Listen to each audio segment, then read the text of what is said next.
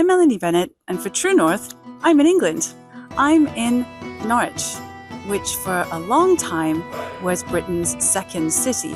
It's an ancient city in what used to be the ancient kingdom of East Anglia, now Norfolk, Suffolk, and so on and so forth. So wealthy, in fact, that in 866, the great heathen army, the Vikings, raided and took over, and it was a whole kerfuffle. And I think the city itself didn't really become a city until 1096, but it's old. It has lots of old features, like here. There's a feel of aristocracy in the countryside, and it is not the kind of place where you would expect huge disruptions. In fact, it's kind of boring most of the time. So why am I here? I found out that Norwich became a sanctuary city for migrants, and that's causing a lot of tension with the locals.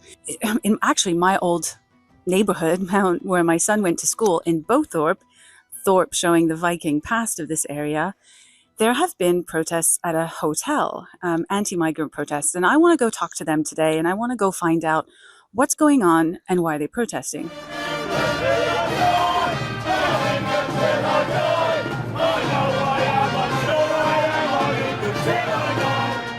I have come to join the anti-migrant protesters in Bowthorpe in Norwich, which is a suburb just outside of Norwich. A lot of families, a lot of pensioners, things like that. And this is the local pub in basically Chapel Break. This is the neighborhood my son went to school. So this is a bit surreal for me. Everybody's gathering. They've got some flags going on. I was just talking to some protesters, and they told me that there's been some issues with crime, increasing crime in this area. I don't remember this area having a lot of crime when I lived here. They're very concerned about that, not just at the hotel, but generally in the area. So it looks like everybody is meeting up at the Norquay pub. So we have a few flags out. There's some police in the background just doing their thing. I'm going to go talk to these people and just find out what's going on. I heard there were some issues at the hotel with... There has been, yes. Sexual, to do with sex crimes, rape.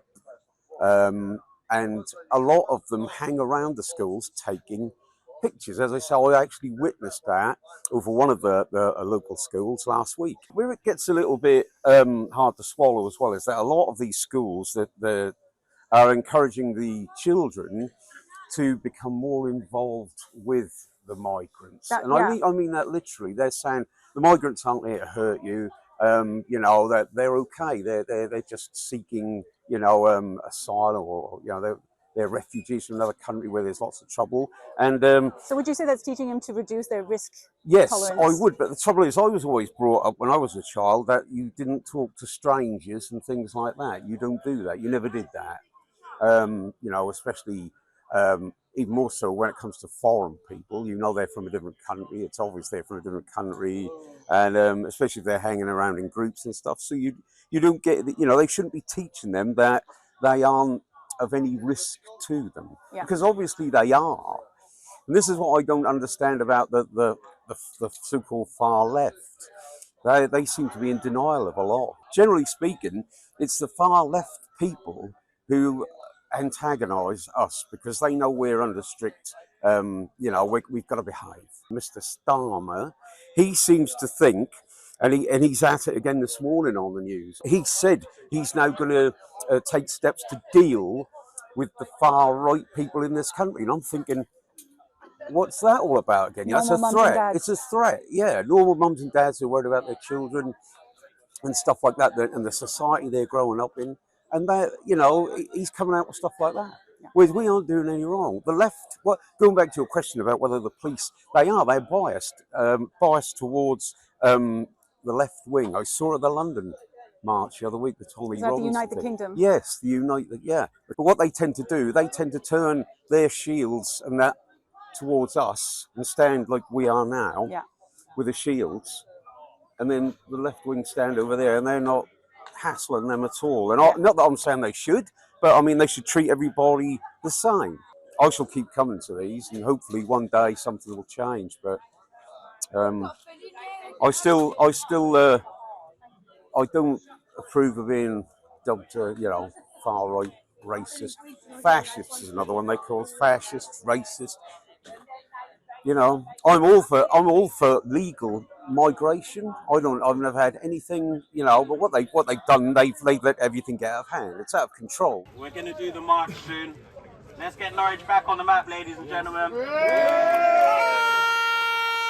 Who streets? Our street! Who streets? Our street! Who streets? Our street! Who streets? Our street! You know, it's really sad. I keep having conversations with people and they tell me how devastated they are.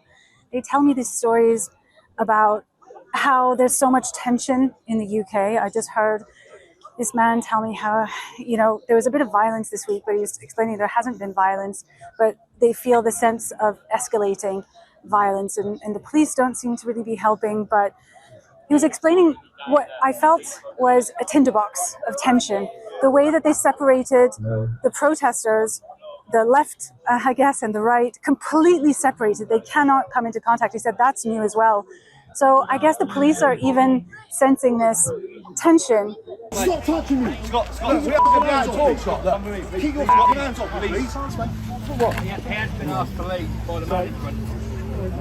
And this is the hotel. From what I gather, this was a reasonably nice hotel that now looks completely abandoned and derelict. So this is separating two sides of the protest.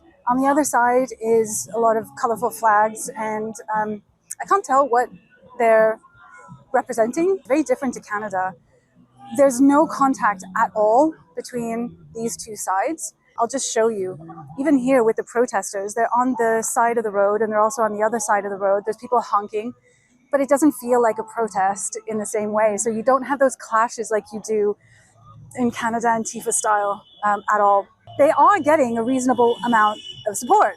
Do you mind if I interview you about your sign? No? Nobody wants to talk on camera. They're all too afraid, even though they're all standing here.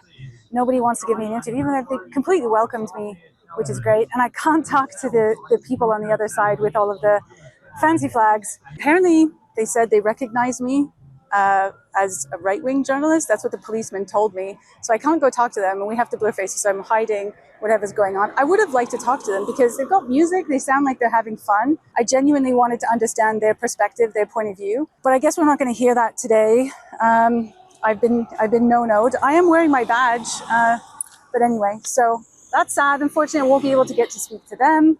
So let's go talk to the other guys. Save our kids! Save our kids! Save our kids! Save our kids! Save our kids. About the migrants that come in the country. Yeah. Just going around following kids and stuff. Just Does that happen here? yes, happened right here. It's happened quite a lot, to be honest. There's a park just next door. Did that? Yeah, that's happened over there and all. Yeah. There's a lot of it going on, so we're just like trying to make a stand, really. Us getting beyond the joke. So Do you have kids? I've got 3, and they're petrified of coming out because of these. So I'm here as a dad. What do they learn in school? They learn everything, but then they're teaching them about everything about this. You know what I mean? They had an assembly the other day saying about that us lot wouldn't have anything if it weren't for these being there. Like, come on, that's not true. When I was a young man, we would never need to put flags on lampposts because everybody knew they were English, or if they weren't English, they were proud to live in England and grateful to live in England.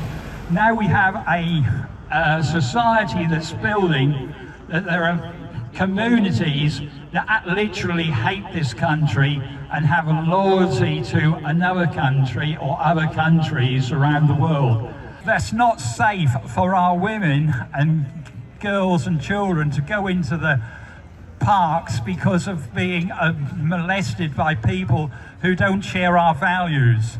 They have a value system that says women are less than men. I'm homeless right now. I'm English, homeless for 10 years, got a job, 2 children, but they still want to house these immigrants, illegal migrants, before an English person. I went to speak to, I guess, the Patriots last night, and we had a really productive conversation.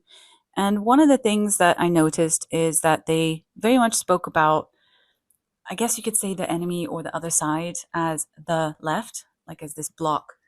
And part of that, the left, would be the sanctuary cities. And as I told you, Norwich is a city of sanctuary. It has a whole website, Norwich Cities of Sanctuary.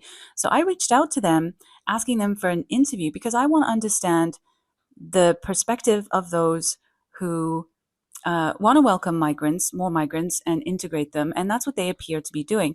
Now, most of the time, people on the left don't respond to me, but I will say fair play to them, they did. Now, before we go on to other information, I noticed on their website a couple of things.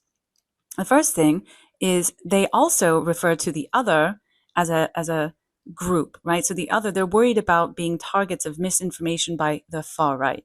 So, one group of people is against the left and another group of people is against the far right. And I want to know, are they actually talking to each other? And if not, will they both talk to me? Now, they've agreed to talk to me. Ben Margulis is the person who responded to me. He did say he did want to have a list of questions ahead of time. So I prepared a list of questions. I'm not here to gotcha anybody. I really do want to just understand where they're coming from. And if they're worried about this polarization, actually. So I think the first thing to say is that when certainly people in the US and possibly in Canada as well, here, sanctuary cities, there's the US version of a sanctuary city is obviously a city that has different laws in place than some of the federal laws, and in other cities that's not the case in the UK. We obviously don't have that state-based, federal-based system. So a city of sanctuary doesn't have any different laws in place around asylum dispersal than anywhere else. Simply what it means, when we talk about cities of sanctuary rather than sanctuary cities, is that there is a commitment from a broad swathe of the community for it to be a welcoming place. And we're very, very focused on that being a welcoming place for everybody. We do work particularly with people in the asylum system and refugees, but we recognise that we want our communities to be welcoming for everyone. Has there been an effort to, for example, reach out and engage? It's a really good question. And I don't think there has been anything like the way there should be. I'm very passionate about it, and I'm currently doing some work on that right now. Yeah. So I think dialogue is absolutely critical. And I'm worried about what's happening in Norwich, and I believe very passionately that dialogue is probably the best tool that we have. Yeah, because the website says, like when you go on, I'm sorry to interrupt, but when you go on the website, it's what you're saying makes a lot of sense. But if you go on the website, so if you're somebody from the outside like me who doesn't understand, and Sure. when you're seeing any reference to some of these migrant protests, right, it sort of just talks about the far right as a group. Like it doesn't really talk about the broader group of people. Like, and maybe that's not something that needs to happen for cities of sanctuaries. Maybe that's not really in your website or on the Norwich website. Oh, that's a good question. It might have actually been on the national one. But it's a good flag, and I should look at that because I think language is unbelievably powerful and really important that we get it right. I do not for a second believe that, let's say there's been at times 300 or 400 people protesting outside the hotel in Bothorpe, that I don't want to put a percentage on it, but a very high percentage of those people are not far right. Yeah. They are local people with very legitimate concerns. My concern is that in part because of misinformation, in part because of the nature of social media, in part because of some agitation from outside, those concerns are being aimed at the what's the word I'm looking for? The enemy. That the reason for all of these things is immigrants and asylum seekers, and it's just not the case. We work with all sorts of people who are arrived in the asylum system, and I don't want to give names. I've not asked for anyone, but I can tell you of. I can tell you of a man from Syria who several members of his family were killed. He had no option but to flee because he was at direct threat of being murdered, or at least in prison for many years. Took him many, many months to travel overland. He eventually arrived in the UK. He was dispersed to Norwich. He is a doctor by training. He was a doctor in Syria.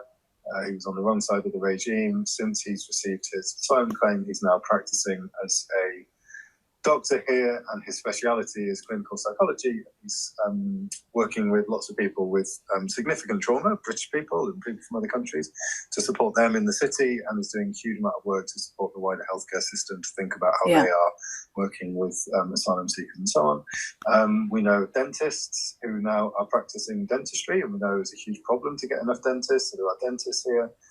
There's engineers who are now working with companies doing engineering in the city. I mean, there are so many examples. of people who, once they receive their asylum claim, are making... Wow, going from traveling on foot probably and a boat to practicing medicine abroad, I mean, that's quite the success. Oh, it's extraordinary. I mean, these are remarkably resilient people. Yeah. Remarkably resilient people. Across the pond, England, like Canada, is struggling with the same uneasy transformation. A quiet erosion of trust, identity, and belonging. What was once called tolerance has begun to feel to many like enforced compliance. Patriotism itself has been recast as something suspect, acceptable only when expressed in the right way by the right people. Citizens who voice concerns are branded with the familiar dismissive labels far right, extremist, or hateful. These labels are thrown around like lazy pejoratives, thought-stopping cliches to soothe the cognitive dissonance. At the same time, the political class seem ever more willing to punish for wrongthink while overlooking the deeper dysfunction, a kind of anarcho-tyranny. We see this here in Canada too. Speech crimes prosecuted, while real crimes are left ignored. In Norwich, a place far removed from London's political theatre, is certainly the last place you'd expect a movement like this to take shape. It's not led by agitators, but by local people who speak less of ideology than home, safety, fairness, and a longing for stability in a world that feels increasingly tense. The English are done watching their country decline, and they're no longer willing to stand aside. And I, for one, hope that resolve will inspire Canadians too. For True North, I'm Melanie Bennet.